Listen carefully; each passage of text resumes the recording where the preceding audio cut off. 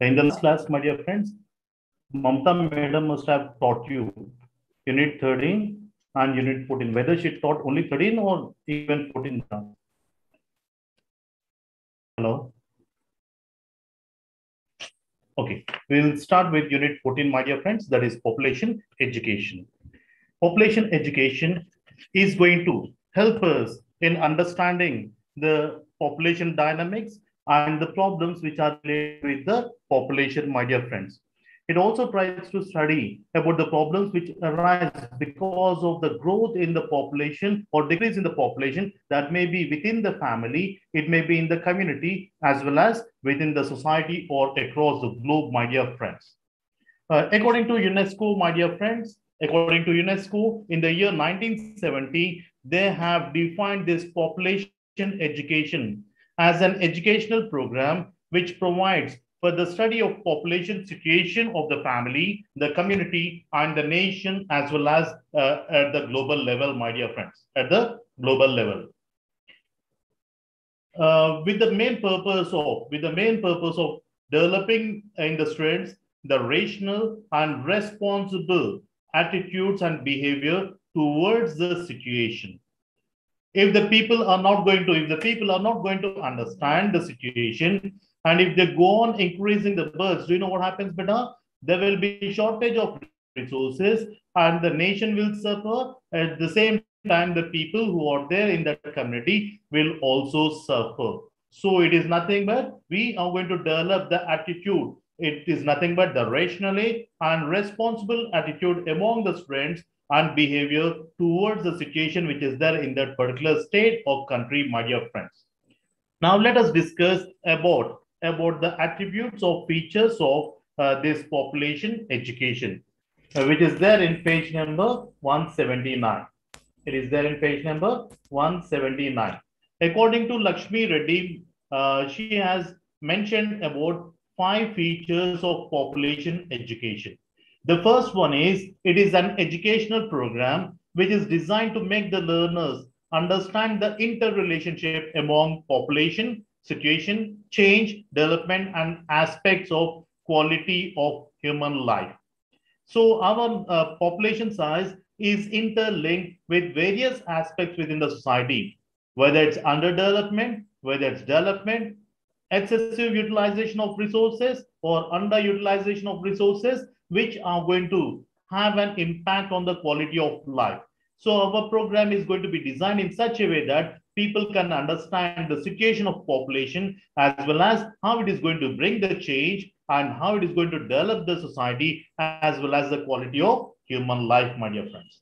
The second one is, its ultimate goal is to make the learners contribute to improve their quality of human life. It is not the nation which is going to make the change, my dear friends. It is we human beings. Only with our efforts we can bring the change and we can contribute for the development of this human life, the quality of human life. So each and every person, once they are properly educated, they may try to contribute to improve the quality of human life. The next one is, whatever the education is there, it is the population problem-centric one. It will try to explain about the population-related problems, and then how to get rid of these problems, how to solve these problems will also be helped by this population education. So it is a multidisciplinary one, which is going to study about the population studies with the rest of the other sciences too, my dear friends. It is a multidisciplinary one. Because the size of the population may vary based on the belief system, based on culture, based on attitudes, based on educational levels, based on the economical condition of the people, and so on. So we are going to, when we are going to study about population, when we are going to study about demography, we are going to encroach into the other sciences, and we also borrow the theories, and we also try to study from the other subject perspectives, my dear friends. So these are the main features of this population education. So what is the need for us to have this population education? By the year 2020, April 2020, in China, we have 1.43 billion population, and China is number 1 in terms of population. followed by India with a population size of 1.37 billion as on April 2020. So in the next few years, my dear friends, it is estimated that the population size is going to increase drastically. So at the time, there will be a huge burden on the government in order to provide all the facilities for the people, like schooling, clothing, education, shelter, food, and so on. And it will be a greater responsibility, and the government may or may not be in a position to tackle all these population-related issues, my dear friends. So hence there is a need for us to have population education. The need of population education can be mentioned in four ways, my dear friends. The first one is controlling population explosion. So our duty is to simply decrease the population, control the population explosion. So how can we do it better? There are two ways by which we can control the population. One is through medicines or contraceptions, like using of pills, medicines, and so on, so that the girl may not be pregnant, or we can get rid of these unwanted pregnancies. And if people have to use that medicine, if they have to adopt it, we require proper education. So both these things are there. Medicine has to go along with population education. So these two are going to help us in controlling the population explosion. Second one is our duty is to ensure the quality of life. If we see during 1950s, 1960s, the lifespan of the individual was hardly 40 years. By the year 2021, the lifespan of the people, average lifespan of the individuals, has been increased to 67 years to 71 years in India. Whereas if we see in the developed countries like United States of America, it is around 73, 77, my dear friends. So our duty is to bring awareness among the individuals on better quality of life, and how we have to, what kind of plans we have to do in order to ensure this quality of life, my dear friends. The third one is use of natural resources. With the rise in the population, my dear friends, we are going to exploit the natural resources. We are going to exhaust it. If we see right now, we are not going to have millennium goals or development goals. We are going to have sustainable development goals. United Nations is going to talk about sustainable development goals. If we people are going to simply use all the natural resources which are available, so what about the next generation? There is a problem. So they say that we have to satisfy our requirements without compromising the needs of the next generation or the future generation. That is what we call it as sustainable development, my dear friends. So when all the natural resources will be exhausted, then it leads to multiple problems. Or if you are going to use the natural resources indiscriminately, there are two types of problems. One is pollution is going to increase. At the same time, the resources are going to will not last for a longer period. So the next generation will be facing problems, and the present population of people will be exploited just, or will be facing troubles just because of this pollution, my dear friends. If we see in Nacharam, my dear friends, we find this leather industries. And because of the excessive use of chemicals in those areas, you can see some of the water bodies which are there nearby Nacharam have been polluted, my dear friends. So we can have air pollution, water pollution, land pollution, and so on, which is going to impact the health of the human beings, my dear friends. So our duty is to educate them how to use these natural resources properly. And the next one is, if the population is going to increase like anything, the biggest problem is that of the food availability.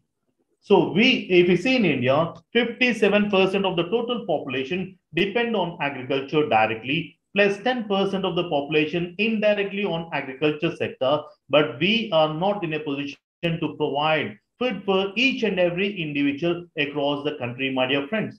There are some section of the people who are even now deprived and who does not have a full meal twice in a day, my dear friends. As the population increases, there may be shortage of food availability. So we are also going to explain about the ill effects of this population growth.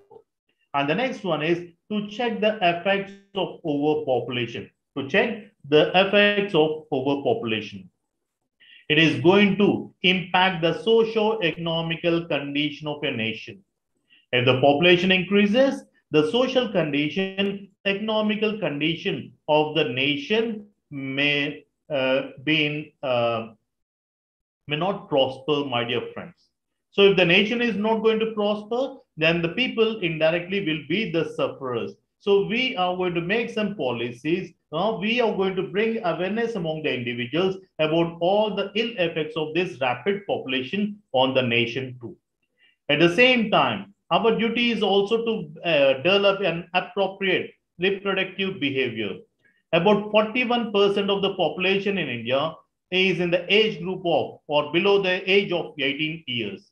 So if you are going to properly educate the people, then there is a chance for us to develop appropriate reproductive behavior. That means they may go for marriage at late age, or else they may have sufficient gap between one child to the other child, or else they may use some contraceptions wherein they can confine to a small family size, my dear friends. 41% of the total population in India is under the age group of 18 years. Remember that. That is a huge stat, a huge number, and the government among the individuals through population education. Now let us discuss about the objectives of this population education. The United Nations Population Conference, which was held in Rome in the year 1954, has drawn the global attention towards population problems. India is the first country. India is the first country to have officially population policy during the first 5-year plan during the year 1951 to 1956, my dear friends. The National Family Planning Program was launched with the focus of clinical approach.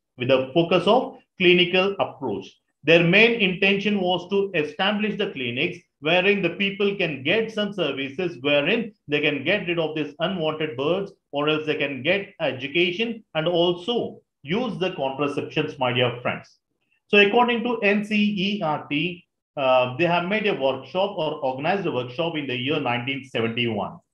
And the main objectives of the country even today can be said in different ways, my dear friends. The first one is to explain or to develop the understanding of the people on the demographic concepts as well as the processes, my dear friends.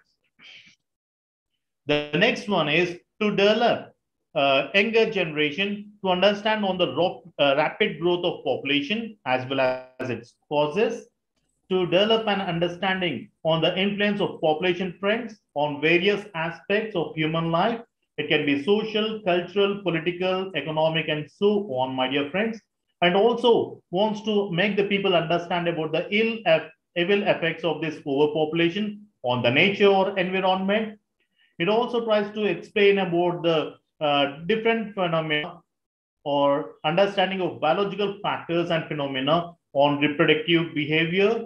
And our duty is also to develop an appreciation for small families, relation between population size and the quality of life, to develop an attitude of responsibility and mutual help and cooperation.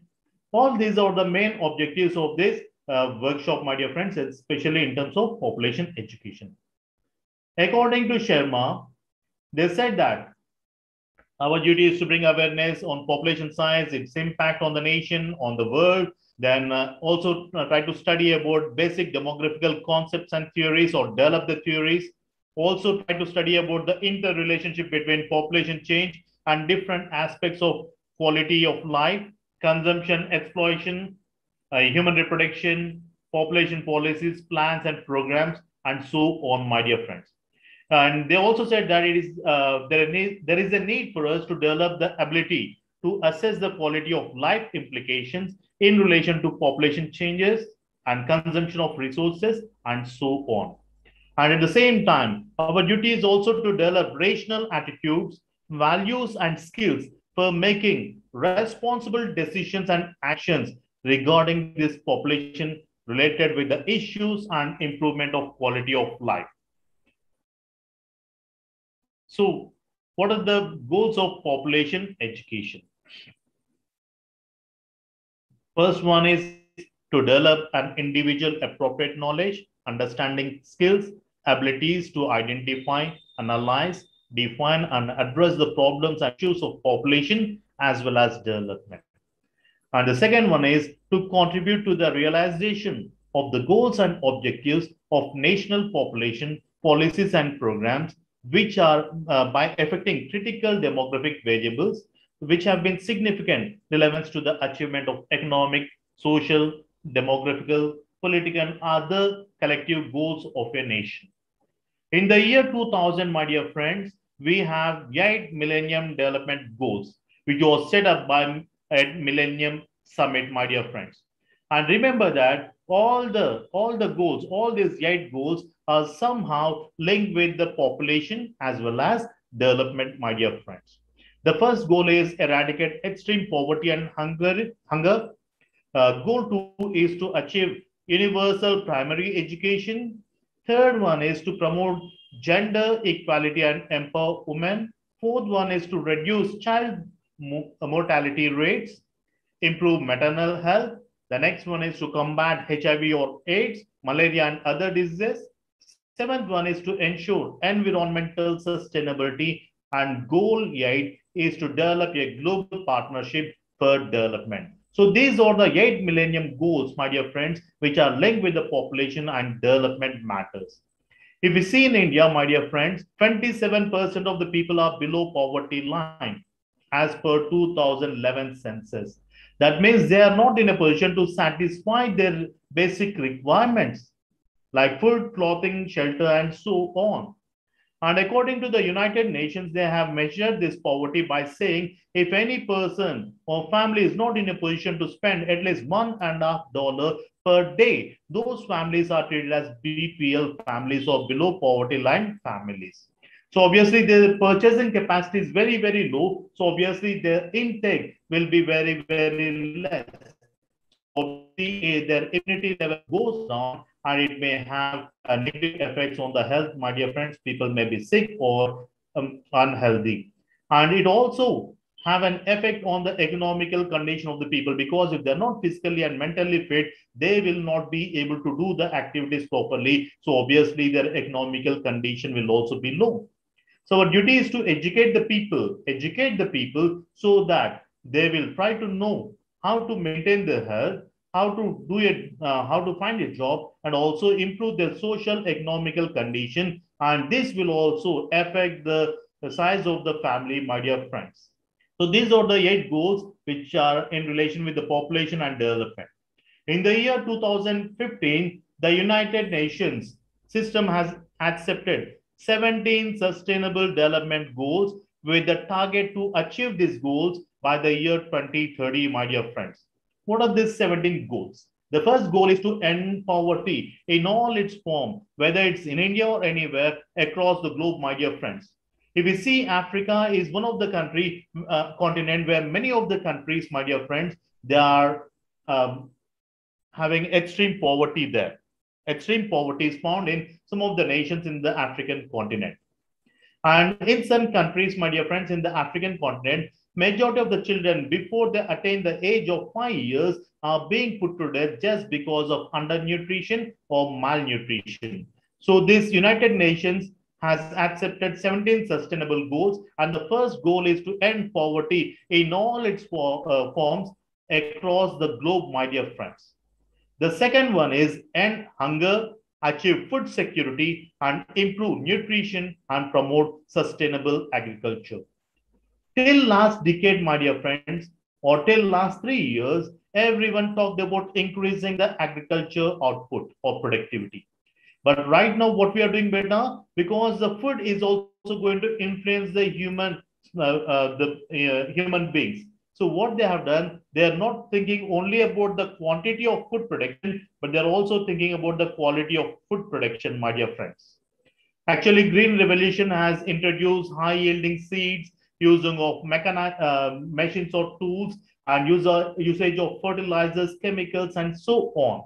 It has increased. It has helped in increasing the agriculture productivity. But what happened better? The quality of food is in danger, like is a problem.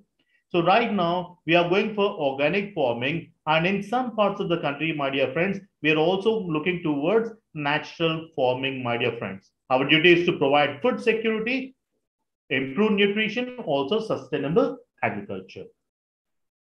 The next one is ensure healthy lives and promote well-being for all at all ages of the individual life.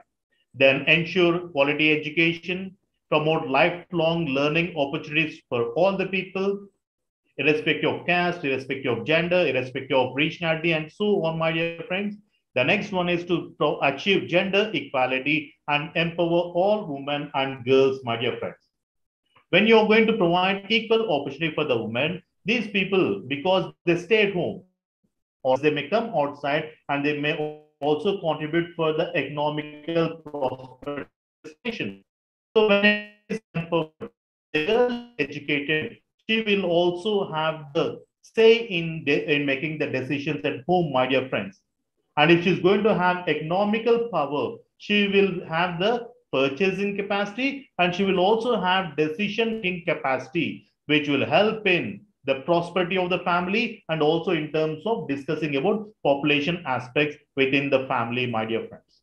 And the next one is to ensure availability and sustainable management of water and sanitation for all. Ensure access to affordable, reliable, sustainable, and modern energy for all. Right now, we are looking for this solar energy, my dear friends, because every day the sun will come and we can tap that into and convert that into energy. So right now we are talking about sustainable and modern energy, which will be supplied to each and every family, my dear friends. The next one is sustainable economic growth. Then our duty is to build up infrastructure, promote inclusive and sustainable industrialization, and foster innovation. If any person has an idea, so in order to convert that idea into reality, the government is also going to support them by providing loans, by providing infrastructure, and also giving a scope where the people can work effectively for the betterment of the nation, and also in making his ideas or her ideas into reality. Then reduce inequality within all the countries or among the countries. Then make cities and human settlements safe and sustainable. Ensure sustainable consumption and production patterns. Take urgent action to combat climate change and its impact. Conserve and sustainability use of oceans, seas, and marine resources. Protect, restore, and promote sustainable use of terrestrial ecosystems. Manage forests, combat desertification, and so on, my dear friends. Goal 16, it talks about promoting peaceful and inclusive societies for sustainable development. And the last goal, my dear friends, is to strengthen the means of implementation and revitalize the global partnership for sustainable development. So these are the sustainable development goals which are adopted by United Nations. Now let us discuss the scope of education. So what are its boundaries like? The scope of education includes family planning, sex education, population policies. The scope of population may also include demography, which includes about the population size, okay, and what kind of changes it is going to bring in the society just because of the size of the population. That will be studied. That comes under the purview or the scope of this population education. Comes under scope of population education. The second one is the consequences of population growth on various aspects of human life. That will also come under the scope. So we are going to study the biological factors, social, economical, cultural, environmental, and ecological balances. All this will come under the scope of this population education.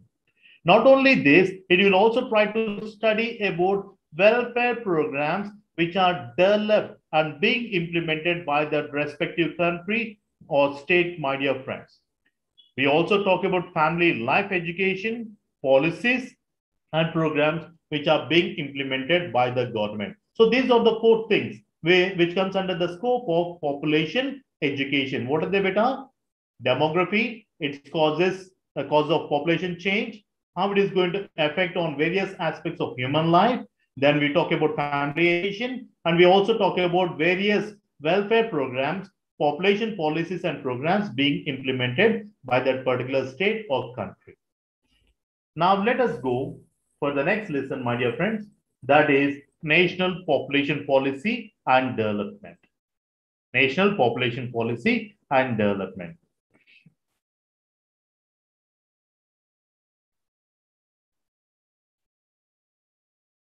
Malthusian, we have discussed about Malthus theory. Malthusian has said that the size of the population will be doubled every 2.5 decades, nothing but 25 years. And he said that the size of the food production will be going on in the arithmetic ratio, that is 1 + 1 + 1. And after 200 years, what happens, Beta? There will be a huge gap between the size of the population and the food availability, my dear friends. And whenever there is shortage of resources or availability of food, at the time it leads to disturbance or problems within the country. Each and every person may not have the food, and no one wants to die, my dear friends. So they may use unfair means in order to get the food. The price of the commodity may go up, and the people will not be able to purchase the food, my friends, and it may lead to issues. I have seen a program in the in the Discovery Channel. In that, there was an entrepreneur in Africa. And do you know what he started doing, Binda? He started making biscuits and he started selling outside. And do you know the biscuits were not made of flour, wheat flour or anything. It was made of mud, my dear friends. Because there was shortage of resources, there's scarcity of food, my dear friends. A lady came up with a business that she's going to bring the mud and she's going to turn that mud into mud biscuits and she's selling it outside, and the kids are purchasing the mud biscuits and eating that in order to fill their belly, my dear friends. So Malthusian has said that if the population is very, very huge, the government has to design a policy by which we are going to reduce the size of the population.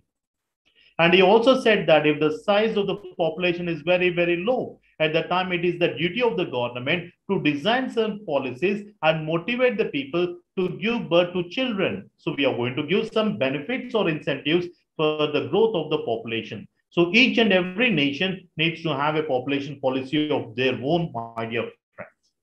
The United Nations Economic and Social Council Commission, in its report 1972, of the ad hoc consultative group of experts on population policy, has included certain measures and programs which are designed to achieve the social, economical, demographic, political, and other collectives through critical demographical variables such as size of population, population growth, demographical distribution, and so on, my dear friends.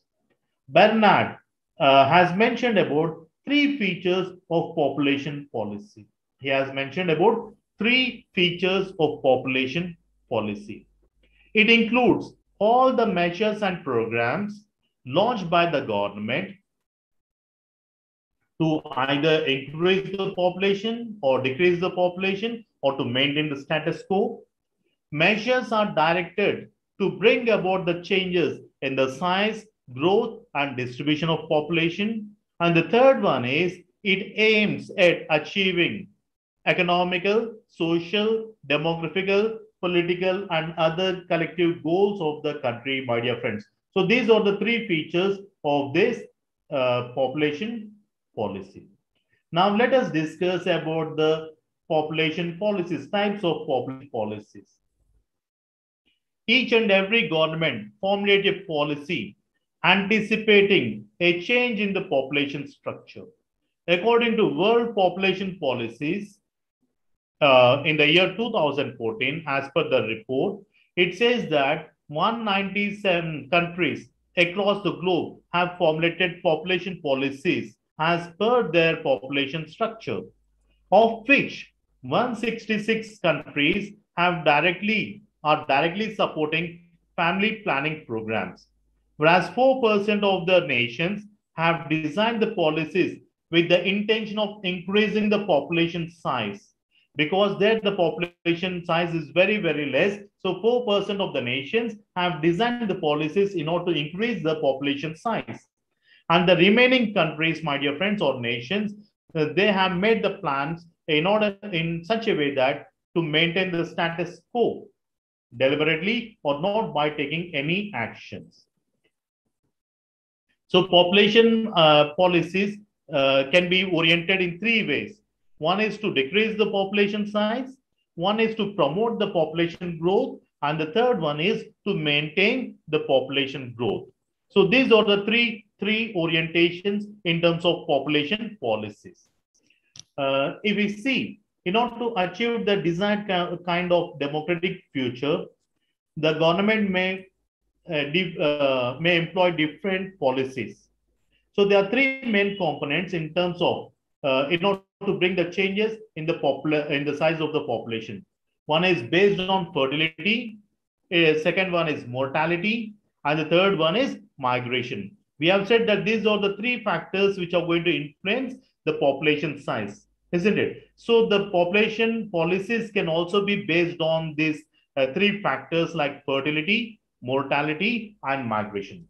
Now let us discuss about fertility influence policies. Fertility influence policies. The policies which are going to influence the size of the birth rate, that we call it as fertility influence policies. These fertility influence policies can be classified into two types, my dear friends. One is pro-natalistic and the other one is anti-natalist. Pro-natalist and the other one is anti-natalist. When we talk about pro-natalist policies, the policies aim to expand the population by encouraging fertility and promoting birth rate. When you want to increase the size of the population, at that time we will be going for this pro-natalist policies. Then what is this anti-natalist policy? Anti-natalist policy. This anti-natalist policy is concerned with the reduction in fertility. When the population size is very, very high, we want to reduce the population. We want to control the growth, population growth. At the time, we go for this anti-natalist policies. This anti-natalist policies can be of types. One is direct anti-natalist policies, and the other one is indirect anti-natalist policies. If we are going to have policies which is going to directly influence or control the population size, then we call it as direct anti-natalist policies. Like we are going to motivate the people to use contraceptive services. We are going to liberalize the abortion policies or laws which are there. We are going to officially increase the age at marriage. Before 1955 Marriage Act came, the age for marriage for girls was 14 and for boys it was 18. And according to Hindu Marriage Act 1955, it is 18 for girls and 21 for boys. And right now, there is a study going on how to increase whether the age for marriage is okay or whether we have to bring the changes in the age at marriage. There is a discussion going on right now, my dear friends. So any policy which tries to control the population size, we call it as direct anti-natalist policies. Any policies which are aimed at reducing but not directly contributing for this, then we call it as indirect natalist policy. For example, the government is saying that if you are going to have 2 children, then we are going to give some incentives for your children education, educational allowances, everything. And at the local bodies, if any person has more than 2 children, they are not eligible to contest as sarpanch at the local bodies. So if you have 2 children, then you are eligible. So it's up to you whether you want to have more children or less than that, my dear friends. So these are indirectly motivating the people to confine to small families, my dear friends. So incentives. The second one is disincentives. In some states recently, my dear friends, we have seen that if any person is going to give birth to more than 2 children, in those for those families, they have said that the social benefits will be cut down. The social benefits will be cut down. They also said that if any government employee is there and if he's going to have more than 2 children, then we are also we are not going to give promotions. So they are indirectly. So if you want promotion, then have less than 2 children or 2 children. And if you don't want the incentives, like you have more children, it's up to you. Like so, these policies are indirectly contributing for the population decrease or control. So we call it as indirect anti-natalist policies. So this is about the fertility influence policies. The second one is mortality influence policies. If we see China till 2018-19, my dear friends, what they have done better, they had this anti-natalist policy. They have said each and every couple needs to have only one child. They had anti-natalist policy. But in the year 1920, what they have done better? They have shifted the policy. Now they are not going for anti-natalist, they are going for pro-natalist policies. They want to increase the size of population. So right now they have come to two-child policy, and they're also saying that even third one, it will be acceptable that policy changes are taking place because majority of the population in China are dependent population, my dear friends. That means they must be below the age of 14 years and above the age of 60 years. So most of the population is above and they are going to be aging, my dear friends. So they'll be facing the problems in the near future. That's the reason from anti-natalist policy, they have gone for pro-natalist policies, my dear friends. The second one is mortality influence policies. These policies always aimed at reducing mortality, nothing but the death rate, my dear friends.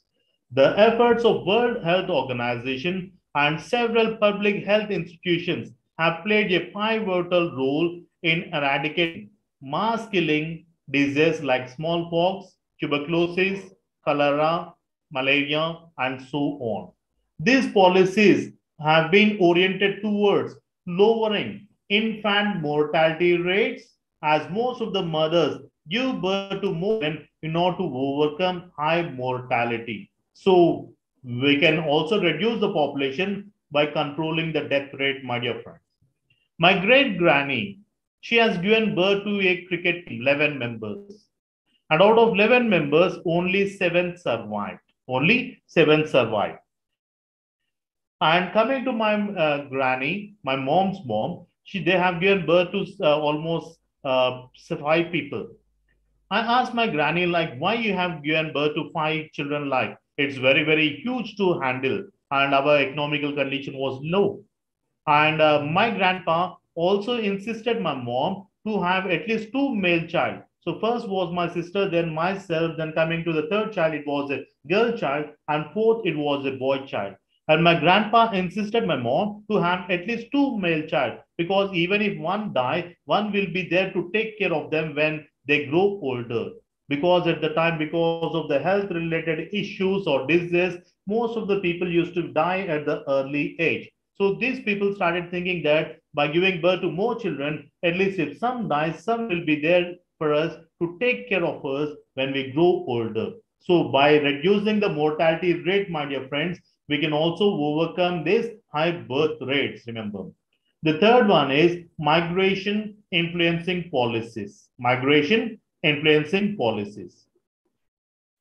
The policies which are intended to promote migration of population from one region to the other, we call it as migration influencing policies. We also have policies related with internal migration and international migration, or it can be classified into 2 types: policies related with internal migration and policies related to external migration. So in terms of internal migration, my dear friends, um, uh, the internal migration regulation is found in countries with growing metropolis for certain reasons. They are like which affects the size and density of the community, affects the social class and ethnic composition of community, affects the control of the government over the population or territory. The internal migration policies have been designed in three ways as per the requirement. It may be based on the composition of population, maybe based on gender, based on ethnic groups, based on age, and so on. The next one is the focus of direction, focus, which is placed in a particular origin. And the third one is rate of migration. The second one is policies which are related with the international migration. Recently, if you see, there are some countries like Canada, Denmark, Israel, and so on, my dear friends, the population size is very, very less. And there's shortage of skilled labor. So these people are going to encourage the people across the globe to come and settle in those areas. Not each and every person, but they are talking about highly skilled workers, my dear friends. If we see the highly skilled workers are going towards the developed countries like America, Australia, and all these countries, whereas unskilled or semi-skilled professionals or people are moving to the countries like United UAE countries and the Arab countries, my dear friends, because there is a huge demand for the people. There is a huge demand for the labor in UAE in terms of construction and so on. So unskilled and semi-skilled labor are being migrating towards UAE, and the skilled labor are going towards USA, UK, Canada, and so on, my dear friends. So we are going to have three types of policies. One is fertility based, one is mortality based, and the third one is migration based. Now let us discuss about the population policy in India. Population policy can be classified into two stages, my dear friends. One is pre-independence phase and the other one is independent India phase. Okay. So India, we have already discussed that India is the first country to have a population policy of its own after it got its independence. But coming to the pre-independent nation, the British government were not interested to formulate any population policy at all in India. Because the birth control policy or issue has become a controversial one at their homeland, my dear friends. And the second one is the general policy of Britisher was to keep away from any measures which would be considered as an intrusion on India's tradition, customs, values, and beliefs. Because if they are going to intrude into the traditions, at that time people may revolt against the Britishers and they may fight against the Britishers. And Britishers does not want that to happen. So they don't want to violate or they don't want to enter which affects or has an impact on the tradition, customs, or the belief system, my dear friends. In the year 1916, Karen Kishan in his book, The Population Problems in India, has drawn the attention of the masses towards the seriousness of population problem in India and has advocated family planning. In the year 1925, Professor Raghunath Donde Karve is a mathematics professor. He has advocated birth control and opened the first birth control center in Bombay to provide family planning services. In the same year, my dear friends, on 11 June, the government of Mysore has started the first government-sponsored birth control clinic in the world. And subsequently, a number of people, they started advocating this family planning programs across the country. In the year 1935, the Indian National Congress has set up a national planning committee under the chairmanship of Jawaharlal Nehru. And the committee has made certain recommendations. The first one is the unrestricted increase in population is going to affect the standard of living and tend to defeat many social and ameliorative measures. The second one, it said that the state should adopt a policy to encourage the people for self-control in order to control the birth rate, my dear friends, for the interest of the socio-economical, family happiness, and national planning. The committee also recommended that it is a duty to increase the age at marriage and also discourage polygamy, because polygamy means a boy is going to have multiple wives. So with that, he's going to have a huge size of family.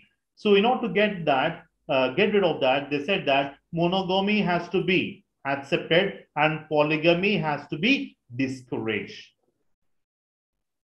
And the next one is also have appropriate machinery in order to maintain the vital statistics and for carrying out all the periodic demographic surveys by which we can know what is the population size and what should be done in order to reduce it or increase it, my dear friends. On 1st December 1935, the Society for the Study and Promotion of Family Hygiene was founded by Lady Kauzi Jahangir as its president, who took up the cause of restricting the number of births in a family. During the same period, Pillai conducted training courses on birth control. In the year 1939, Matru Seva Sangh in Madhya Pradesh and birth control worldwide in Uttar Pradesh established birth control clinics, my dear friends.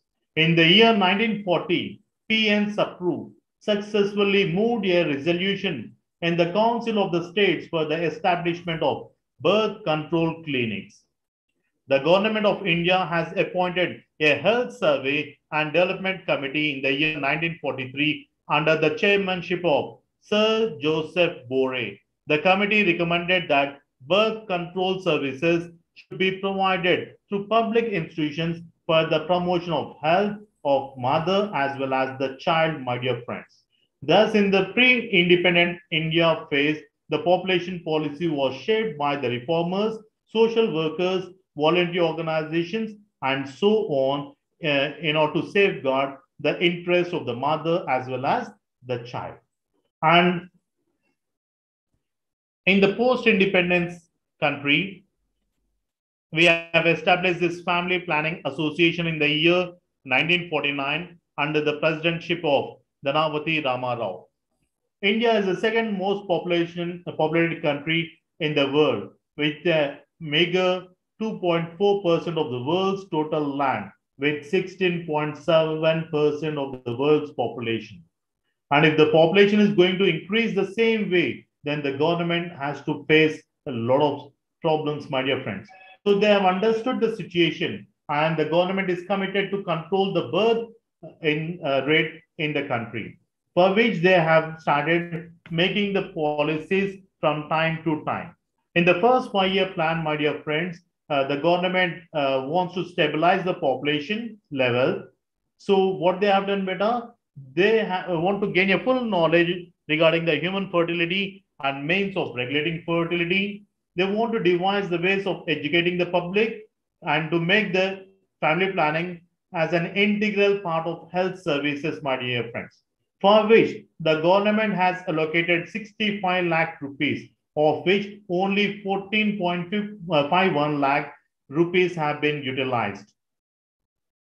During the second 5-year plan, from the year 1956 to 61, we have gone for this clinical approach, my dear friends, clinical approach method. From this clinical approach method, we have also shifted to family planning method, my dear friends. So our duty is to provide clinical services to the public, use mass communication to spread the message of family planning, establish educational training centers to train family planning staff, to also encourage research on family planning, and also assist, provide financial assistance to implement and regulate these programs, my dear friends. And wherever there is a population of 50,000 and above 50,000, there must be at least one family planning clinic, my dear friends. This was the main aim of this second 5-year plan. So, during the time, family planning boards were established both at the central level and state level to coordinate the work. 1,079 clinics in the rural areas and 423 clinics in the urban areas were established across the country. For this plan period, 5 crores was sanctioned, of which 2.156 crores was spent, my dear friends. And during the third 5-year plan from 1961 to 65, there were drastic changes in India's efforts to bring the control of population. Family planning message, services, and contraceptives were taken to the doorsteps, my dear friends. So what they have done, they have used this clinics so that they go to the houses and they will try to identify the prospective mother, and they are going to provide these contraceptives to the prospective mother so that they will use it and the chance of becoming pregnant lady will be reduced. So more propaganda for family programs, increased clinics in the urban areas around 2,100 and in the rural areas 6,100. That was the plan. An intensive training program should be done for the medical personnels, and we also have to find solutions for this demographical biological problems, my dear friends. And our duty is to evolve effective birth control methods for this. The government has allotted 27 crores, of which 24.36 crores rupees have been spent. Subsequently, all these years they are going to have the policies, my dear friends, by which they can reduce the policy. Now let us go for the policy, National Population Policy 2000. This policy has been brought with the objectives to address the unmet needs of the basic reproductive and child health services, supplies and infrastructure, to make free and compulsory education for the children up to the age of 14 years, reduce dropout rates, everything.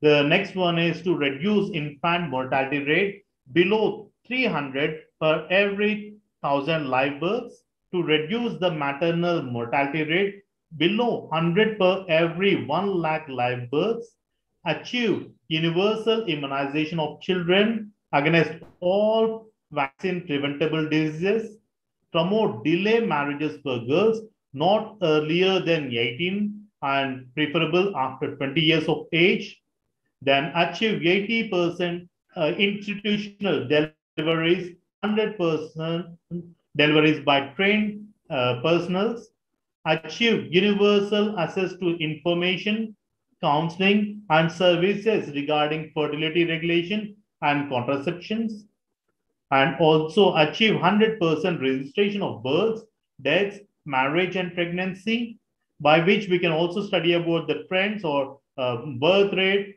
the problems, the size of the population, and we can also see the trends in population. Everything can be studied by this.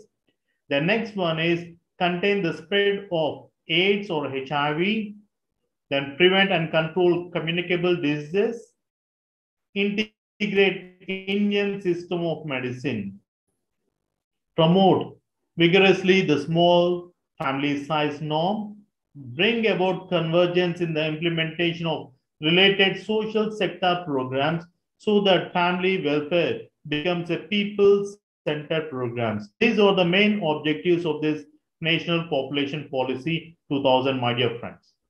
Besides this, we also have some changes or the new interventions which are brought in the year 2015 under this family planning program, my dear friends.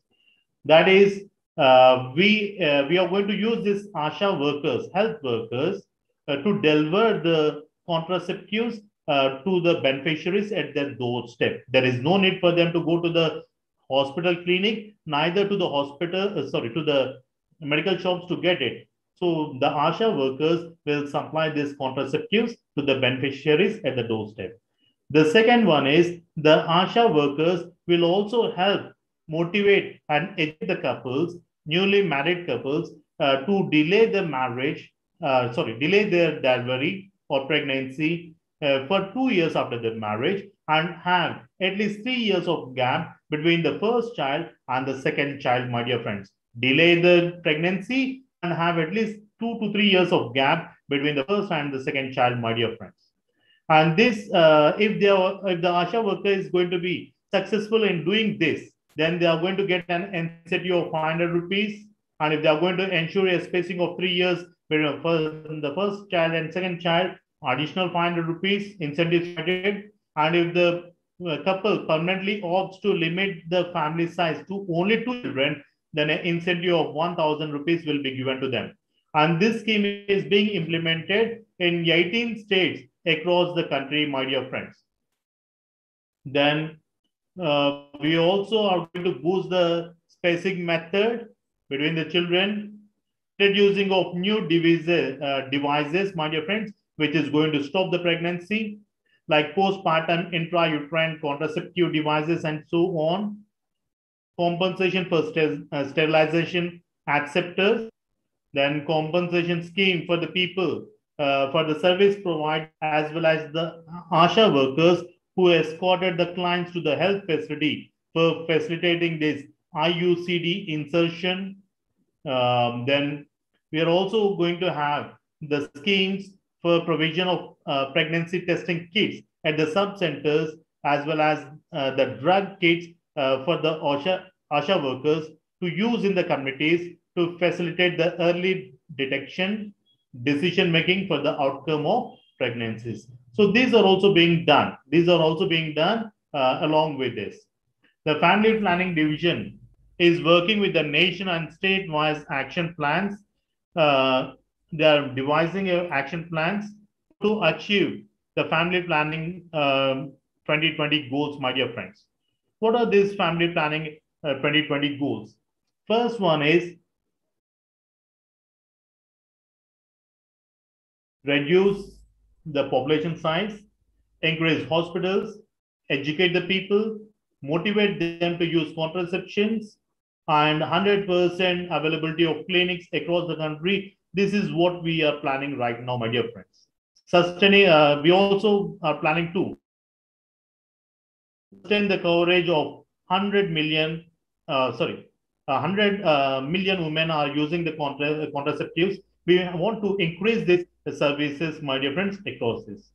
So in order to reduce the unmet needs and to improve the access to voluntary family planning services, supplies, and information.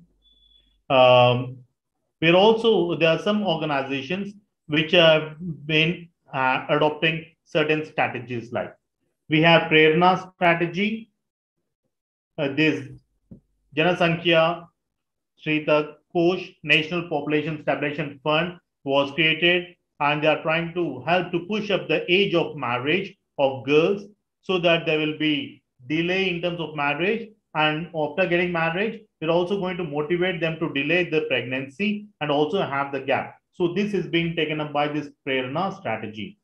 Then second one is Santushti strategy.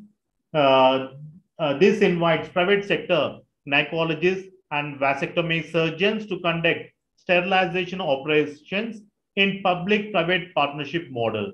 The private hospitals or nursing homes who achieve the target of 10 or more are suitably awarded as per the strategy. The next one is we have this national helpline. The government is running call centers, and their duty is to provide free advice on reproductive health, family planning, maternity health, and child health, and so on. And the next one is Advocacy and Iec Activities. It is also a part of the same program, my dear friends. Its main duty is to bring awareness and advocacy effects on population stabilization. It has been established networks and partnerships with other ministries, development partners, private sectors, corporate and professional bodies for spreading activities through electronic media, print media, workshops, and so on, my dear friends. From the basic level, block level, to that of the national level. So advocacy, all these activities are also being taken up across the country. This is how the government of India has designed a population policy to reduce or control the population size, my dear friends, in India. Beta, in these three lessons, my dear friends, in these three lessons, they'll be asking about explain about the population policy of India, or else explain about population policy in the pre-independence and post-independence era. Coming to the 14th unit, they'll be asking like, what is the importance of population education? Or else they may ask like, is there a need for population education? Discuss like. Okay, beta, any doubts?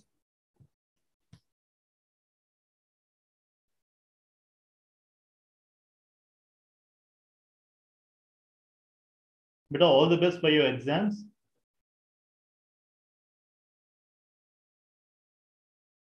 I hope there are no doubts. So I leave beta. Okay, have a nice day, beta.